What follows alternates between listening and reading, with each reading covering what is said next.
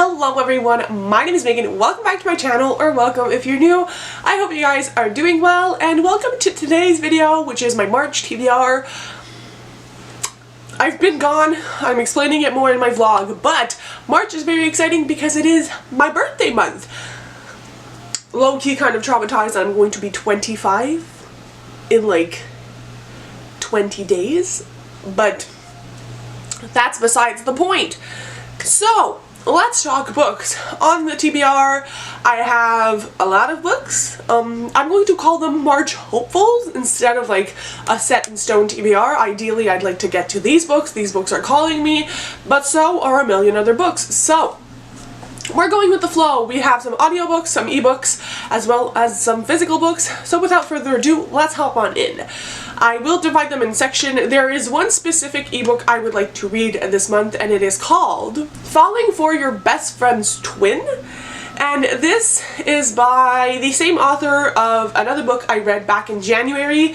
I kind of picked that one up spur of the moment because it was 99 cents on Kindle, and I read it immediately, and I really loved that one. I think I gave it 4 stars.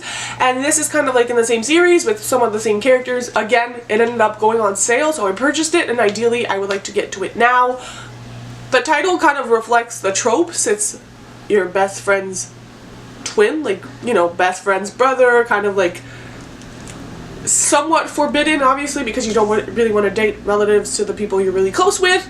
So that's kind of all I know about it. It's just the same people from the first book I read. I really enjoyed the author's writing. I'm pretty sure they aren't really steamy, so if you're looking for extremely steamy romance books, probably not the go-to series, but good nonetheless. Now for audiobooks, I have 2 books I want to listen to this month. The first book I want to listen to is Wondersmith: The Calling of Morgan Crow by Jessica Townsend. I have read all of these books physically, and I've read some of them on Kindle again, and now I'm doing another reread in the audio format. I loved the first audiobook, and so I decided to get the second one, and I'm kind of refreshing my memory for, I think, October when Silverborn comes out, because this is one of my favorite middle grade series. If you don't know, the first book is called Nevermore. It follows a character named Morgan Crow, who is a cursed child, and on the eve of like her 12th birthday, she is cursed to die. That's what happens in their world. However, before that can happen, she is actually whisked away by this man called Juniper North, and he takes her to the land of Nevermore, and she has to compete in some trials in order to be able to become kind of like a resident there, and then the story really branches out. I love it. It is honestly an amazing story for all ages, and as I said, I'm loving the audiobooks, so I want to keep going with my reread. I really need to get the UK version of this one because I have the first and third, but I have yet to get Wondersmith. I don't know what I'm doing. And another book I wanted to listen to on audio is also a reread, and that is Listen to Your Heart by Casey West. This is my comfort book. I'm sorry, there's cat hair flying. It's what it is when you have a cat. So, yes, I want to listen to Your Heart by Casey West. It's my comfort book, my go-to every time I feel anxious or sad or even happy. Now there's snowplows. I'm so sorry. This is chaotic. The snowplows are just gonna keep at it because it's Canada here, so snow. But yes, and I just reread it all the time. I've read it physically, I've read it via audiobook already. I love the audiobook because this has kind of like a podcast element, and I really love how it sounds on audio, and I really love the narrators. If you've never heard me talk about this book essentially follows a main character named, yeah, it's Kate, but some people call her like Katie or whatever. Her name is Kate, and she is in love with the lake. She wants to work at the marina her parents own later on. She kind of wants to take over, and she just feels a really big calling and is safest there. She is not the most social person you'll meet. She kind of reminds me of me, especially when I was her age. And essentially, as the story progresses, she takes a podcasting class with one of her friends, and for some reason ends up being the podcast host. So it's all about her getting out of her shell, but then there's also this caller on the podcast who asks for love advice, and like the entire story unravels from there.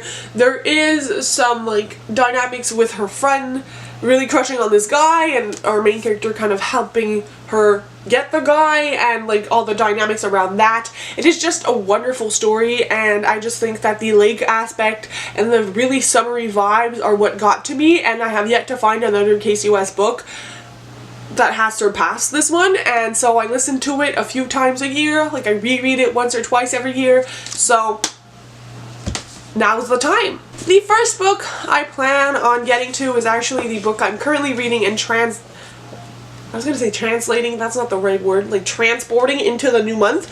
That is The Wall of Winnipeg and Me by Mariana Zapata. I am going to do a wrap-up of the first 2 months of the year because I did not have time to do separate wrap-ups, but in that one you will see I read Luna and the Lie, and I then decided that I need to read every Mariana Zapata book there is. And so I was trying to read one a month, but February was not it for reading. So I have read just a little over 200 pages of this one, and I will be reading the rest of it in March. And that will count for like my February and March book, I guess, because her books are really expensive. So this one follows Vanessa, who got a job a couple years back, like from the beginning of this book, as an assistant to one of the most famous football players. He's actually from Canada, hence the Wall of Winnipeg. Winnipeg is a Canadian place, if you did not know. And at the beginning of the book, she wants to go and do her own thing. She wants to be like independent, be her own boss, and create her own business. And therefore, she's like, you know what? I appreciate y'all, but I gotta quit. And then, like, this man never really shows emotion, never ever shows gratitude, which is kind of like pushing her, you know, to go do her own thing. And he shows up on her doorstep and he's like, you need to come back. And then the story really unravels from there. Like, I'm 200 pages in and I did not expect the turn it took. So I'm not going to say any more. But again, this is going to be like a slow burn romance, as are, I'm pretty sure, all of Mariana Zapata's books. I'm in love with them already, so there you go. The next books I want to read are It Happened One Summer, as well as Hook, Line, and Sinker. That one is currently on its way to me. It should be here today. These are both companion novels in this Fisherman series, I believe, by Tessa Bailey. I have started Tessa Bailey's vampire, like, self-published series, and I loved it. Some of her other books I did not love as much, like Fix Her Up. I DNF'd that book. However, everybody and their mom has been reading and loving this series, and say it's kind of like Schitt's Creek. That's pretty much all I know about it, but I've seen so much hype and everybody is like, oh my god, and apparently the smut is pretty good in here as well. Tessa Bailey is known for, you know, writing some steamy scenes, and we love that here. So hopefully I get to both of them, but technically only the first book would be on my TBR ideally, but if I can get to both, we're gonna get to both. As for other books I am currently waiting on or have just been recently published, I want to read The Assignment by Penelope Ward. I love Penelope and I love Vi Keeland, and I love both their co-authored books as well. This one is her newest. It released like February 28th. It is a hate to love romance, and I just love the premise of this one. I watched a live show of her explaining kind of like where she got the inspiration, and essentially this book is going to follow two characters that kind of, I guess, maybe had a bad experience years prior, and then this man goes to visit his grandfather, but he like sneaks him out and doesn't tell anyone, and so then the home his grandfather is placed in is like, you can't have visits with your grandfather that are not supervised if you're going to do this, so your 4 hours a week with your grandfather will now be supervised by this woman, and this woman is the woman he had a history with, and so they kind of hate each other but are forced to be together while he visits his grandfather. And I think it's going to be very funny and sweet, and also like I'm gonna love the banter, and I love the inclusion of like an elderly person. I feel like that could be like a great plot point, so I'm very excited for that one. It is currently going to, like, it's on its way to me, so hopefully I get to it this month. Another one which I'm really, really excited for is Terms and Conditions by Lauren Asher. Technically, I own this book, however, I have not unboxed it yet because I'm not ready for that level of emotion. I loved the fine print. Again, I will be talking about it more in my wrap up for the first 2 months of the year, but it's like my favorite book of the year so far, with Luna and the Lie.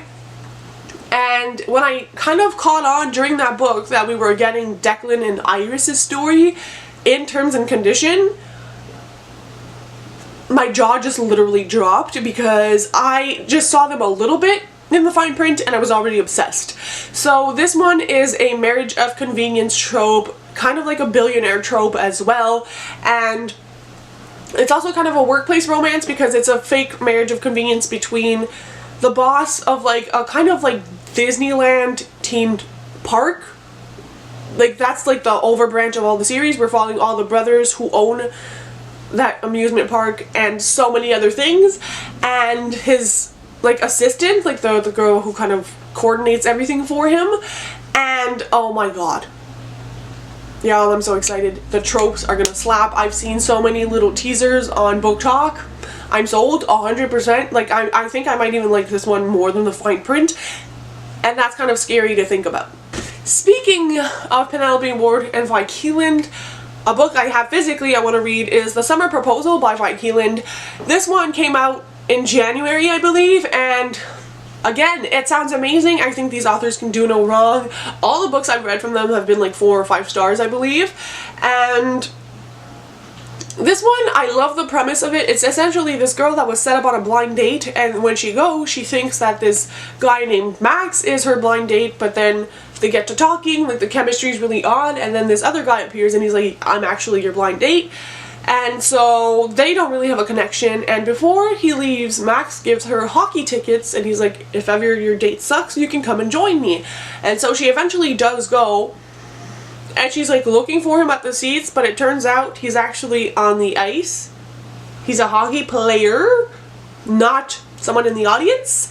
And then they have like a no strings attached kind of relationship while he's here, and then they eventually fall in love, but obviously he has to leave, and I think that's going to be the third act breakup, so love that. But sounds phenomenal, very hyped. Then we have another book that just released, and that is This Might Get Awkward by Kara Mcdonald. This author is underhyped in my opinion, and you need to buy her books. Really, truly. I think almost 2 years ago now, I really pushed One Way or Another by her, which was like her Christmas romance. I love that, and I just love the way the author approaches topics such as anxiety and mental health and so many other things, and I know a few of you guys actually picked it up because of me, and that just made me so incredibly happy. And this is her newest YA. I don't read a lot of YA anymore, but for this author I will. And I don't remember a lot of what this is about, but I know it follows a girl who's not super popular, and she goes to the beach, which is like her safe place. Again, we can see a theme of me liking characters who love the beach and the water. And then she realizes a bunch of popular kids are actually there and they're going to throw a party, and she's kind of like, But then this boy comes up and talks to her, and like things kind of go okay until I believe he falls off a boat and knocks his head, and she like saves him or something, and then people think they're dating, and then I guess she just goes along with it, and then she falls. She begins to grow interest in that boy's brother when they eventually meet, and it's kind of like this whole Mod Podge of things going wrong, and I can't wait to see what happens. I really cannot. I love, love, love this author, so I bought her book. Again, that was another March 1st release, so get your little paws on it if you would like. And honestly, she's a great author to support. She's very nice. I've talked to her a few times on Twitter. She's just a precious little bean. The last 2 books on my TBR before we get to a pick of the TBR jar are 2 graphic novels. One of them is Goldie Vance, the 3rd volume, which is like a mystery, kind of like what's that Nancy Drew, kind of like Nancy Drew-esque series, and I'm going to stick to the first 4 volumes because I've heard that volume 5 kind of sucks, so I'm going to read this. I also have volume 4, so if I get to it, I get to it. It would be great. But yeah, they're all like mysteries and they're really fun. They're kind of like a 3.5, 4-star series for me, but I'm really enjoying the graphic novels, and they were all heavily on sale, so I got it. And then I also want to get to Lower Olympus by Rachel Smith, which is a Hades and Persephone's retelling. This was originally a webtoons. Everybody and their mom has been talking about this, and I wanted to jump up on the hype. I actually got this with a gift card, so if I don't like it, it's not the end of the world, but I will keep it because the artwork is beautiful. I love the color palette and the drawings, and I will admit I'm not the most well-versed in everything that is Greek mythology or mythology in general, but I'm still hyped. I really want it, and I had a moment of panic because I do own bunnies, and one of them just fell asleep, and for a second I thought she stopped breathing. Jesus. Okay, very chaotic video. I do apologize. We are moving on to the TBR jar. I think we're just going to do one prompt this month because I already have such a hefty TBR. I would also like to get to the Dirty Air series by Lauren Asher this month. I own all of the books now, but I don't know if I'm going to be able to get to it, nor if I'm emotionally ready. The Dirty Air series is like Formula One romances. I love Formula One and Lauren Asher, so we shall see. But let's pick.